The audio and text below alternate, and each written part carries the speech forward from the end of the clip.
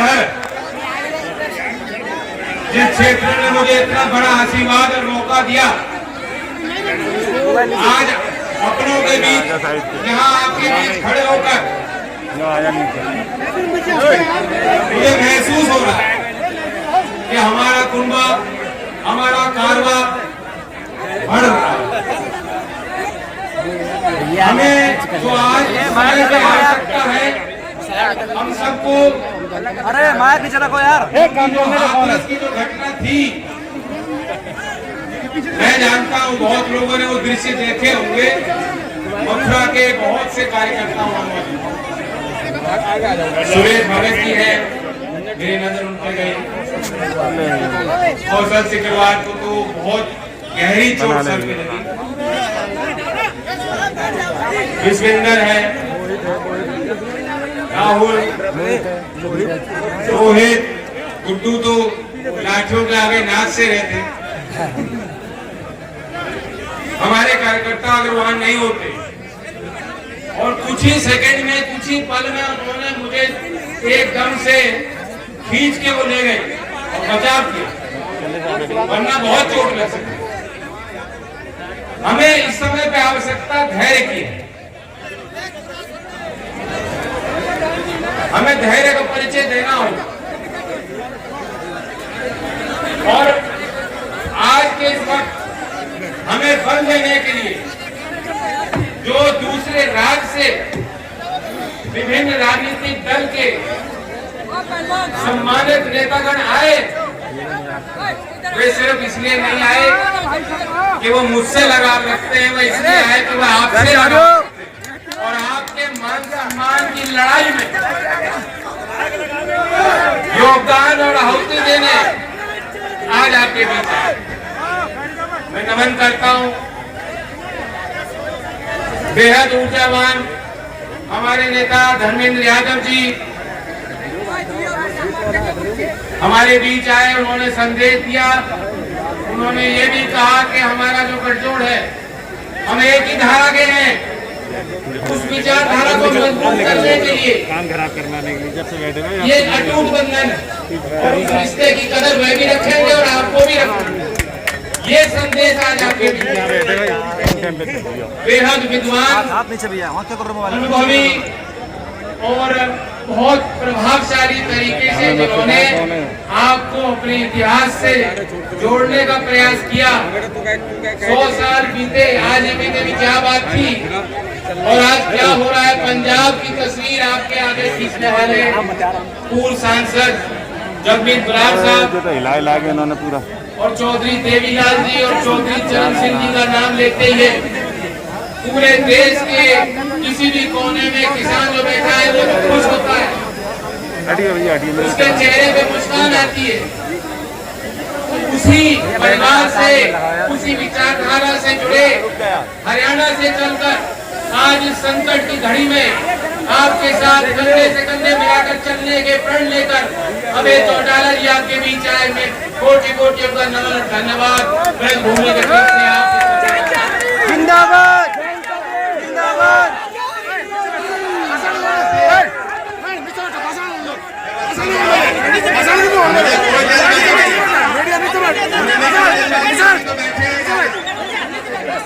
मुझे मालूम नहीं मीडिया ने छोड़ते हैं। जहाँ तक बात लाठी की है, लाठी को आपने वैसे मुजफ्फरनगर में देखा और आज यहाँ जिस तरह से आप आए हो, लाठी तो आपने उनके गुंडों के हाथ से छीन ली। अब उनके हाथ में लाठी नहीं बची। अब जो किसान की लाठी है, अब जो किसान के हाथ में लाठी है, जिस लाठी को लेकर वो समाज की लड़ाई लड़ता है, वो समाज का बुद्धिजीवी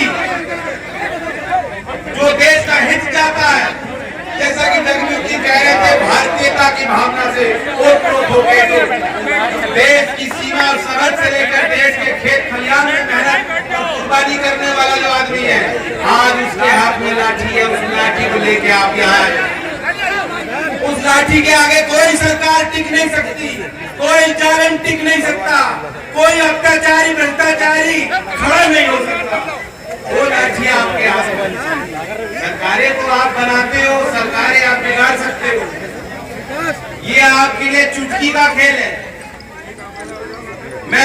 आपसे ये कहने आया हूँ, बहुत हो गया, पानी सर के ऊपर जा चुका।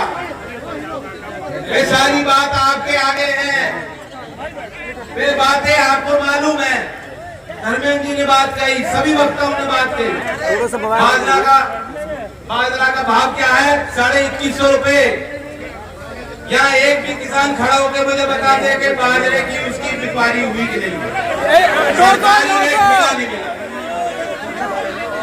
7 साल पहले याद करो, धान 4000 से ऊपर भाव था के नहीं था, और किसान की मुंजी पिट गई बुरी तरह। मैं अभय जी से मंच पे बैठ के पूछ रहा था कि हरियाणा की मंडियों में बिक्री हो रही है, खरीदारी हो रही है कि नहीं? उन्होंने कहा नहीं हो रही। हमारे छाता क्षेत्र के सारे किसान जो प्रभावशाली हैं वे भी, और जो छोटा किसान है वे भी, वे होडल और कोसी की मंडी के बजाय होडल की मंडी ज्यादा पसंद करता है।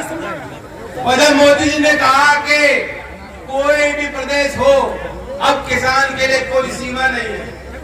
अरे यहाँ के लोग तो जानते ही है, काम तो चौधरी अजीत सिंह जी पहले ही कर रहे थे।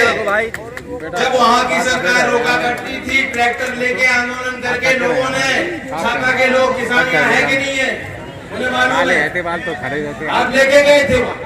कोई बात नहीं, छोड़ो। लेकिन किसान खुश हुआ इस बात को सुन करके कि अब कोई लोग किसान के लिए।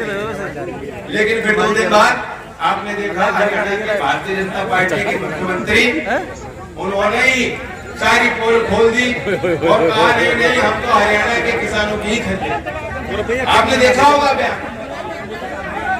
और उस षड्यंत्र को समझ लो, यहाँ मथुरा में पंचायत क्यों कर रहे हैं हम लोग? क्योंकि यहाँ के लोग किसान हित की लड़ाई लड़ने में सक्षम है। आप लोगों में मादा है, मादा, आप लोगों में वो दम है जो ब्रज से संदेश जाएगा, पूरा देश उसको देखे। मुझे याद है, मैं भटेन में मीटिंग कर रहा था, सभा कर रहा था, और बाजना में गोलियां चल रही थी। वो दिन मुझे आज भी वैसा ही याद है जैसे कल हो, जैसे आज कुछ देर पहले के पल। मैं सभा में भाषण दे रहा था और मुझे बहुत चिंतित हो गया। एक कार्यकर्ता ने आके मुझे बताया कि वहाँ गोली चल गई, अफवाह भी थी, डर भी था, हम लोगों को मालूम नहीं था क्या दृश्य होगा, क्या नजारा होगा।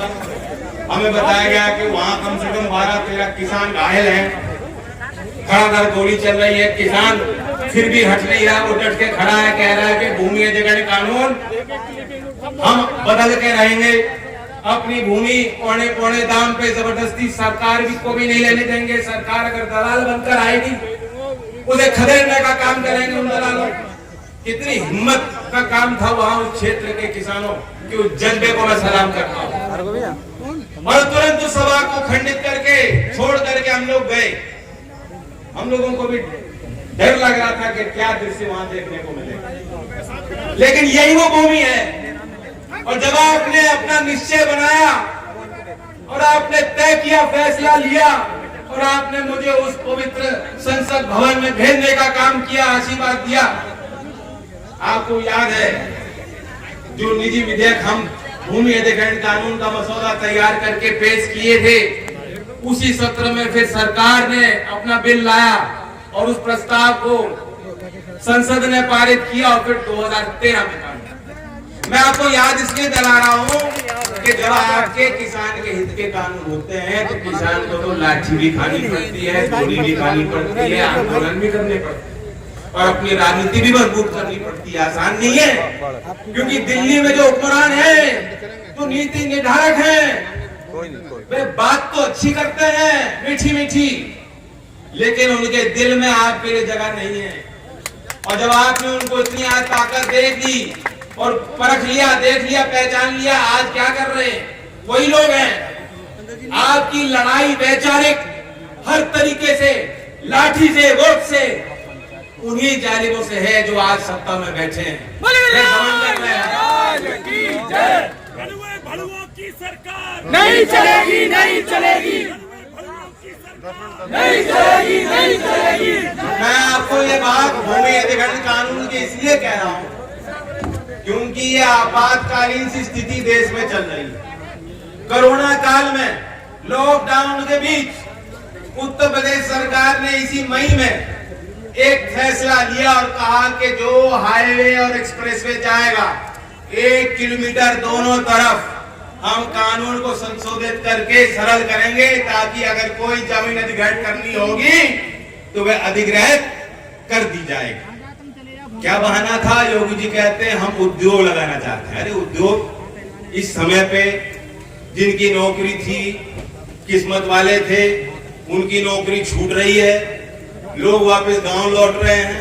आपने देखा देश का गरीब आदमी कितने हजारों किलोमीटर पैदल चल चल कर गांव वापस लौटने को मजबूर हुआ। क्या दिया सरकार ने उनको? कहां गया उनका सुरक्षा कवच? कहां गया उनको फ्री का अनाज? कहां गया उनका आत्मनिर्भर पैकेज? आपको मिला है क्या पैकेज? जो प्रधानमंत्री जी गिनाते 10 लाख करोड़, 20 लाख करोड़, ना जाने कितना दे दिया, कुछ भी नहीं मिला। लाठी मिली बस। जय तुम संघर्ष करो, हम तुम्हारे साथ हैं। राजेश को भी लाठी लगी थी इसलिए चौधरी चरण सिंह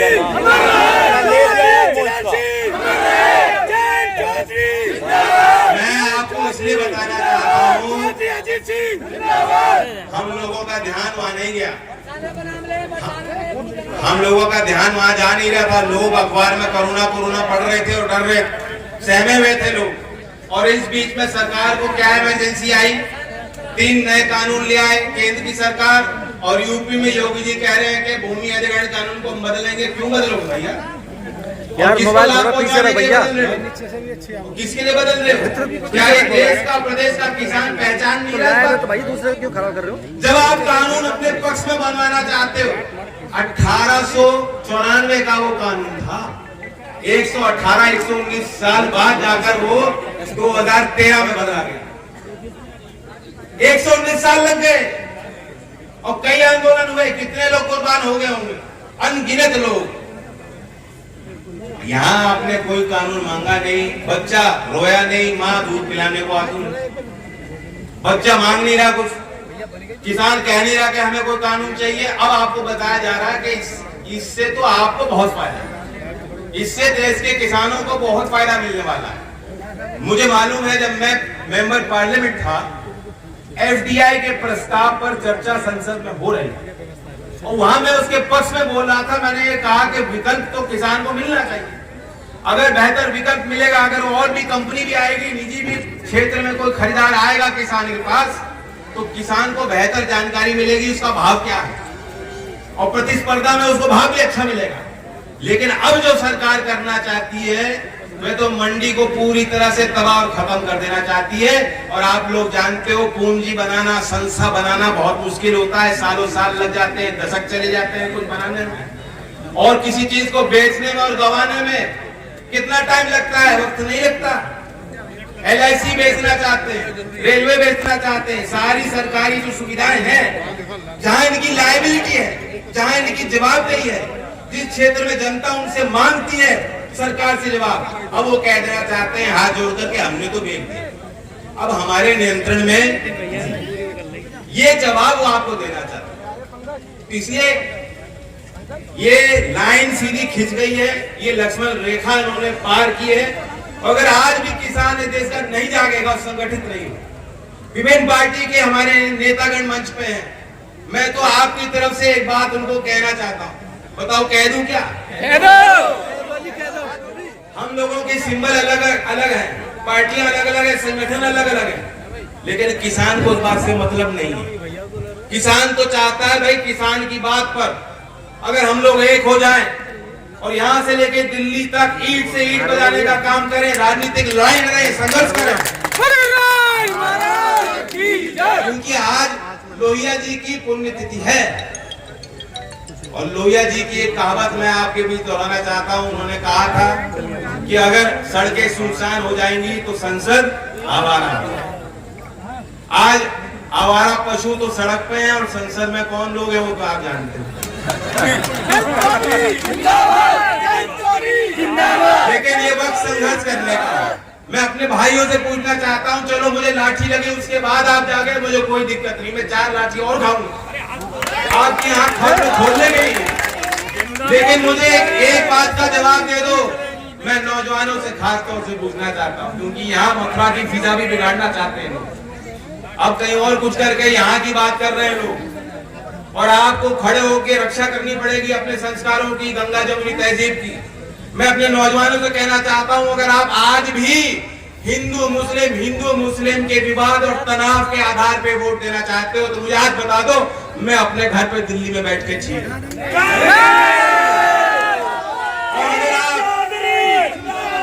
अगर आप किसान की बात पे, किसान के हक और हुकूक पे और बहुत समझदारी के साथ लोकतंत्र में अपनी गिनती बढ़ाना चाहते हो, तो मुझे बताओ, मैं सड़क पे आपके साथ लाठी खाने को तैयार।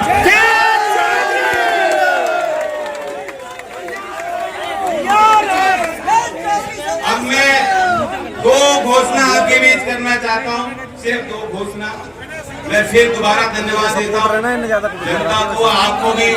आपने आज हमारी पीठ थपथपाई, आयोजकों को, कार्यकर्ताओं को।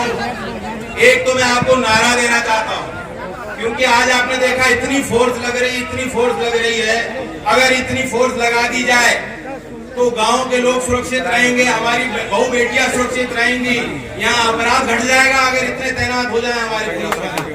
लेकिन इनकी कमी नहीं है, ये इनकी कमी नहीं है, इनके ऊपर वाले अधिकारी भयभीत हो गए। वो लाठी की बात होगी ना, लाठी आपने तोड़ दी तो ये भयभीत हो गए। लेकिन मैं इनके लिए खास तौर से एक नारा देना चाह रहा हूँ। मुझे एक नौजवान ने नारा बताया, मैं सहमत हूँ, और ये नारा चलेगा खूब। उन्होंने कहा, उत्तर प्रदेश की पुलिस से हमें बैर नहीं, लेकिन योगी ये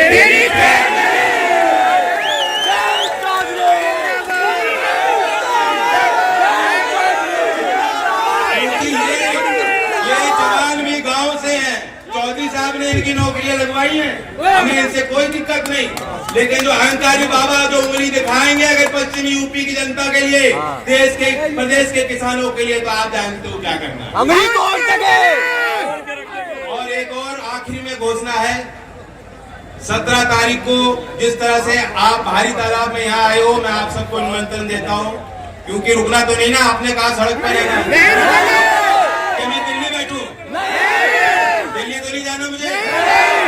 तो 17 तारीख में बुलंदशहर आप लोगों को पहुंचना है, पहुंचोगे कि नहीं?